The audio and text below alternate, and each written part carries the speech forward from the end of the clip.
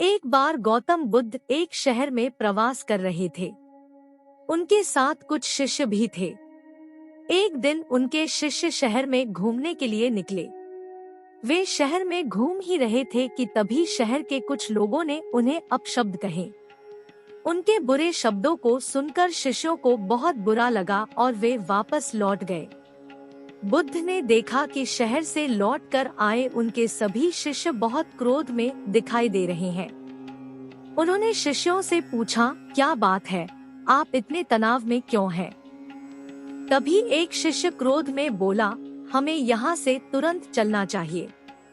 जब हम बाहर शहर में घूमने गए थे तो यहाँ के लोगों ने बिना वजह हमें बहुत बुरा भला कहा। जिस जगह हमारा सम्मान नहीं हो वहाँ हमें नहीं रहना चाहिए। बुद्ध ने कहा, क्या किसी और जगह तुम अच्छे व्यवहार की अपेक्षा रखते हो? दूसरे शिष्य ने कहा, इस शहर से तो अच्छे लोग ही होंगे।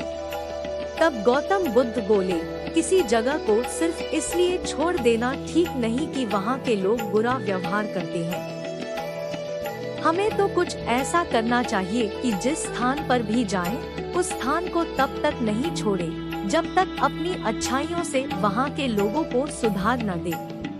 हम जिस भी स्थान पर जाएं, वहाँ के लोगों का कुछ न कुछ भला करके ही वापस लौटें। बुद्ध ने कहा, जिस प्रकार युद्ध में बढ़ता हुआ हाथी चारों तरफ के तीर सहते हुए भी आगे बढ़ता जाता है, ठीक उसी तरह उत्तम व्यक्ति भी दूसरों के अपशब्दों को सहते हुए अच्छे कार्य करता रहता है। खुद को वश में करने वाले प्राणी से उत्तम कोई और नहीं हो सकता। बुद्ध की बात शिष्यों को अच्छी तरह से समझ में आ गई और उन्होंने वहां से जाने का इरादा त्याग दिया।